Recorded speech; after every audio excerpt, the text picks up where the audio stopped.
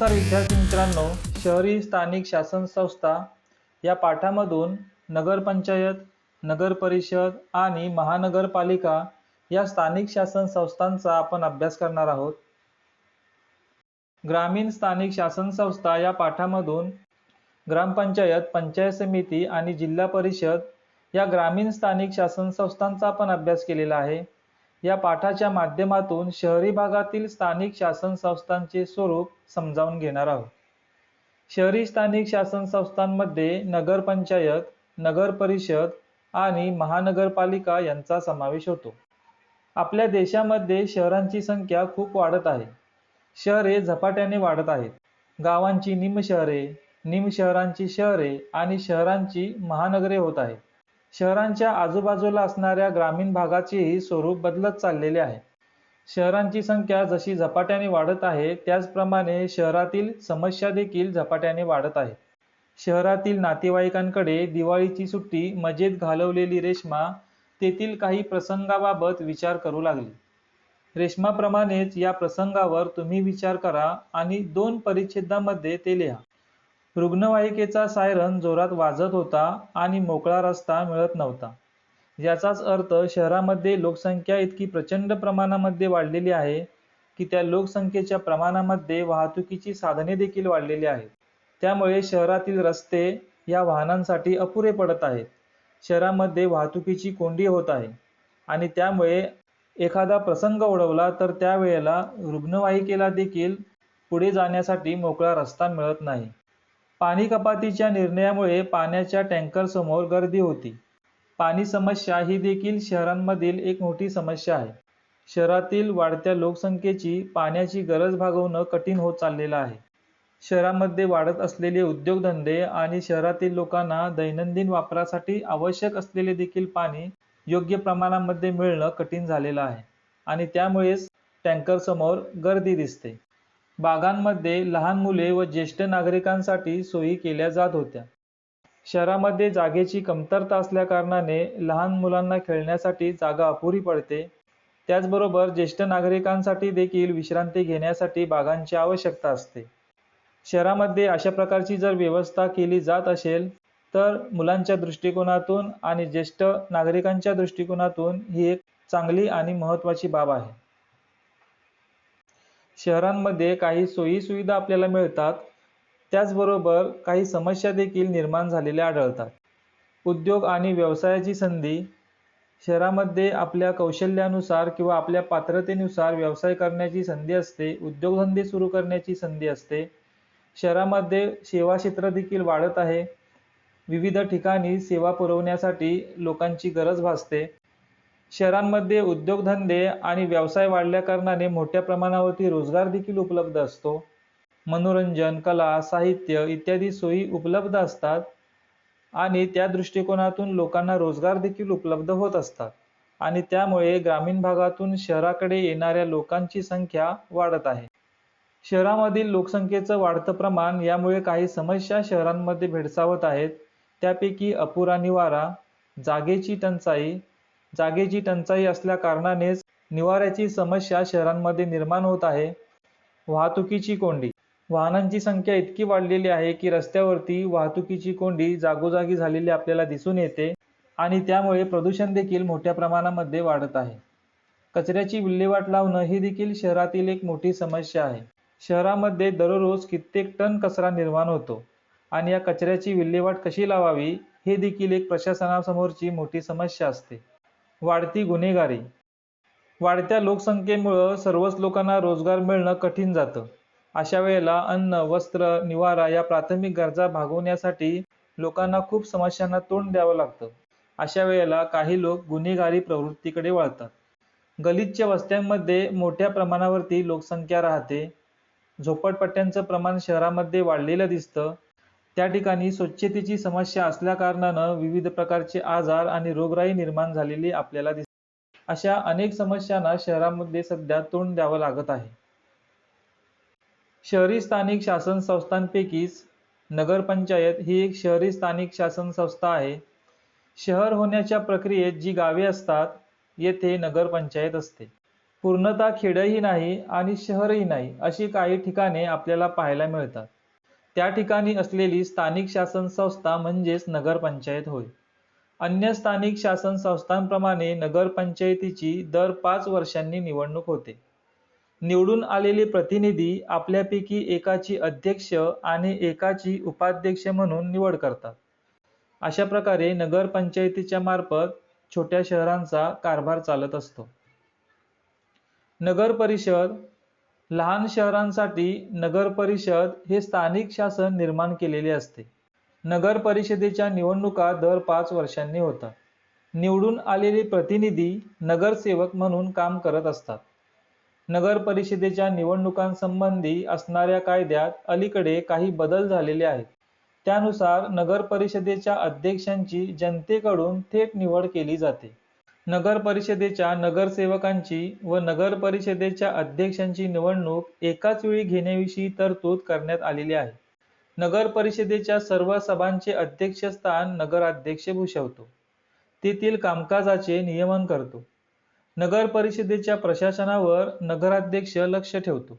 नगराध्यक्षांच्या गैरहजेरीमध्ये उपनगराध्यक्ष नगर परिषदेचे कामकाज पाहतो. नगर परिषदेला काही कामे करणे बंधनकारक असते. ती आवश्यक कामे म्हणून ओळखली जातात.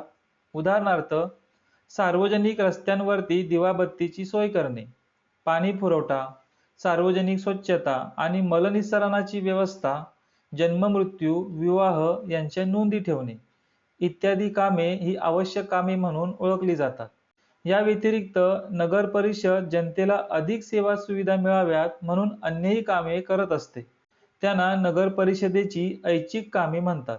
सार्वजनिक रस्त्यांची आखणी व त्यासाठी जागेचे संपादन करणे, मंजुरी मिळवणे, गलिच्छ वस्त्यांमध्ये सुधारणा करणे, सार्वजनिक बागा व उद्याने बांधणे, गुरांसाठी सुरक्षित निवारा उपलब्ध करून देणे इत्यादी ऐच्छिक कामे नगर परिषद करत असते.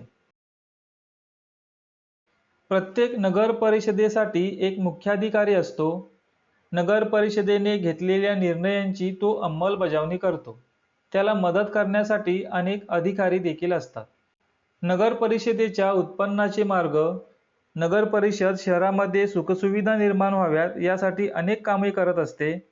त्यासाठी नगर परिषदेला कुठून उत्पन्न मिळतं, तर नगर परिषदेच्या उत्पन्नाचे मार्ग या ठिकाणी दिलेले आहेत. घरपट्टी, शिक्षणावरील कर, पाणीपट्टी, बाजारावरील कर आणि राज्य शासनाकडून मिळणारे अनुदान यातून हा खर्च नगर परिषद करत असते.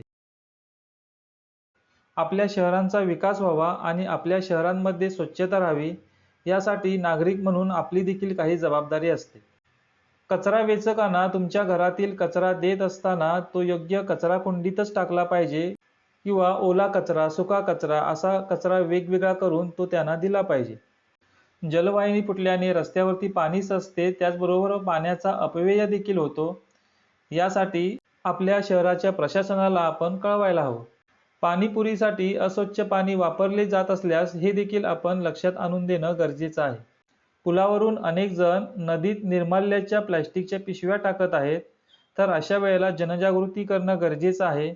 नदीच्या पात्रामध्ये प्लॅस्टिकच्या पिशव्या टाकल्या कारणाने पाण्याचे प्रदूषण तर होतेच, त्याचबरोबर पाण्याच्या प्रवाहामध्ये अडथळे निर्माण होतात. गलिच्छ वस्त्यांच्या सुधारणेचा नगर परिषदेचा कार्यक्रम वृत्तपत्रात प्रसिद्ध झाला आहे, परंतु त्यातील एखादी कृती तुम्हाला अयोग्य वाटते. त्यातील एखादा कार्यक्रम आपल्याला अयोग्य वाटत असेल तर त्या संदर्भात आपण आपले मत मांडू शकतो, लोकांना एकत्र करू शकतो आणि नगर परिषदेला त्या कार्यक्रमामध्ये योग्य तो बदल करवण्यासाठी आपण प्रवृत्त करू शकतो. नगर परिषदेमार्फत असे काही आवाहनपत्र देखील दिली जातात. डेंग्यूचा प्रसार रोखण्यासाठी डासांची उत्पत्ती थांबवा. जुने टायर, नाळाच्या करवंट्या, जुने रिकामे डबे गच्चीवर किंवा आसपास साठवून ठेवू नका. ताप उतरत नसल्यास ताबडतोब वैद्यकीय मदत घ्या.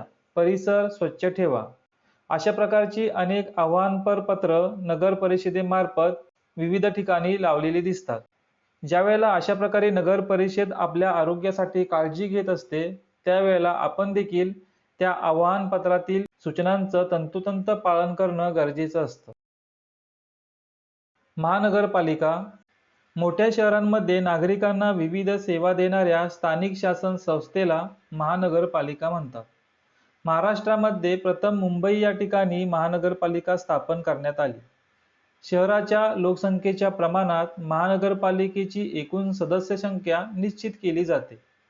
दर 5 वर्षांनी महानगरपालिकेच्या निवडणुका होतात. निवडून आलेले प्रतिनिधी नगरसेवक असतात. ते आपल्यापैकी एकाची महापौर व एकाची उपमहापौर म्हणून निवड करतात. महापौर हा शहराचा प्रथम नागरिक मानला जातो. महानगरपालिकेच्या सभांचा तो अध्यक्ष असतो. महानगरपालिकेच्या सर्वसाधारण सभेत शहराच्या अनेक प्रश्नांवरती चर्चा होते. शहराच्या विकासासंबंधी अनेक महत्त्वाचे निर्णय त्या ठिकाणी घेतले जातात. महानगरपालिकेच्या निवडणूक पद्धतीतही बदल करण्यात आलेले आहेत. त्यानुसार महानगरपालिका निवडणुकीत बहुसदस्य प्रभाग निर्माण केले जातात. प्रत्येक प्रभागातून किमान 3 व जास्तीत जास्त 5 सदस्य निवडून दिले जातात. आपल्या प्रभागातून जितके सदस्य निवडून द्यायचे आहेत तेवढी मते मतदाराला देता येतात. उदाहरणार्थ, तुमच्या प्रभागातून जर 4 महानगरपालिका सदस्य निवडून द्यायचे असतील तर तेथील मतदाराला 4 मते देता येतात. महापालिकेच्या समित्या. महापालिकेचा कारभार समित्यांमार्फत चालवला जातो. शिक्षण समिती, आरोग्य समिती, परिवहन समिती या त्यापैकी काही महत्त्वाच्या समित्या आहेत. महानगरपालिकेचे प्रशासन. महानगरपालिका आयुक्त हा महानगरपालिकेच्या प्रशासनाचा प्रमुख असतो. महानगरपालिकेने घेतलेल्या सर्व निर्णयांची तो अंमलबजावणी करत असतो.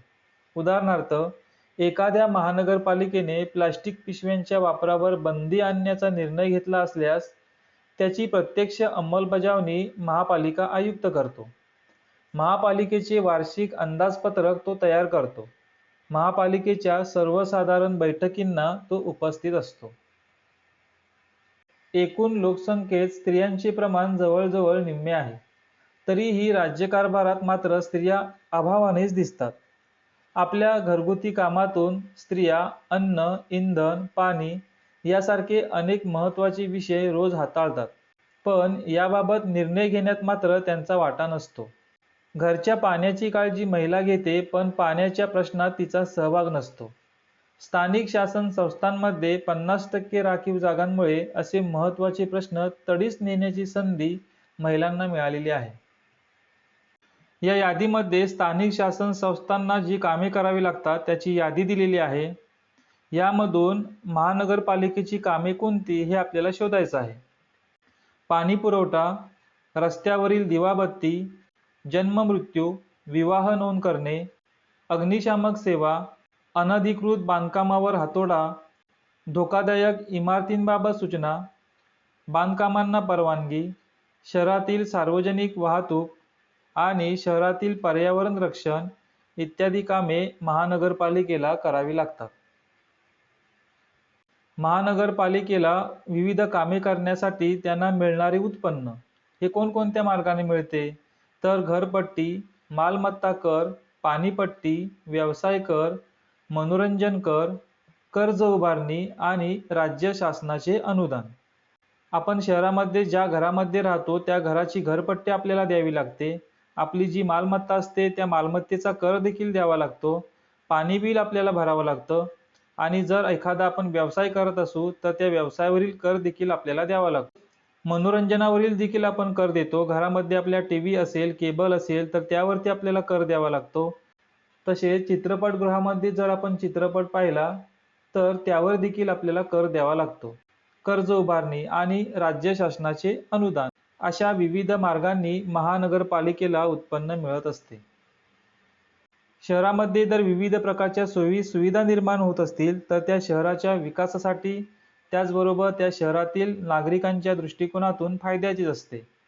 शहरामध्ये जर मेट्रो सुरू होत असेल, 24 मजली इमारत बांधायला परवानगी मिळालेली असेल किंवा एखाद्या प्रभागामध्ये उद्याने व विरंगुळा केंद्राची निर्मिती केली जात असेल, शुद्ध पाण्याचा वापर बागा व गाड्या धुण्यासाठी करणाऱ्यांवर कारवाई केली जात असेल, ओला कचरा परिसरातच जिरवण्याचे बंधन घातले जात असेल, तसेच ज्येष्ठ नागरिकांसाठी वृद्धाश्रमांची निर्मिती केली जाणार असेल, तर अशा सर्व गोष्टी या शहरातील नागरिकांच्या दृष्टिकोनातून आणि शहराच्या दृष्टिकोनातून नेहमीच फायद्याच्या ठरणार आहेत. महानगरपालिकेने असे का केले? महानगरपालिकेने टेकड्यांवर वृक्षतोड करून बांधकाम करायला परवानगी दिली नाही. झाडे प्रदूषण रोखतात, टेकड्यांची धूप थांबवतात, शहराच्या सौंदर्यामध्ये भर घालतात. झाडे भरपूर असल्यास तेथे पावसाचे प्रमाणही जास्त असते. वृक्षतोड केल्याने सिमेंटचे जंगल उभे राहील आणि म्हणूनच महानगरपालिकेने हा योग्य निर्णय घेतला आहे असे आपल्याला वाटते. डेंग्यू, स्वाईन फ्लू यासारखे आजार नियंत्रणात ठेवण्यासाठी अनेक उपाययोजना केल्या. डेंग्यू, स्वाईन फ्लू यासारख्या आजारांमध्ये खूप माणसे दगावतात. हे संसर्गजन्य रोग असल्याने त्यांचा फैलाव जलद गतीने होतो आणि म्हणूनच महानगरपालिकेने अनेक उपाययोजना केलेल्या आहेत. अग्निशमन यंत्रणा अद्ययावत केली. शहरात शॉर्ट सर्किटमुळे, हलगर्जीपणामुळे काही वेळा आग लागू शकते. आगीमध्ये मोठ्या प्रमाणामध्ये मानव व वित्तहानी होते, म्हणून अग्निशमन यंत्रणा आवश्यक असते. परंतु ती यंत्रणा अद्ययावत नसेल तर मोठ्या इमारती, अडचणीच्या जागा येथील आग नियंत्रणात येणार नाही. ऐनवेळी यंत्रणा कुचकामी ठरू नये म्हणून यंत्रणा अद्ययावत केली जाते. भाजी मंडईतील वजन काट्यांची तपासणी केली.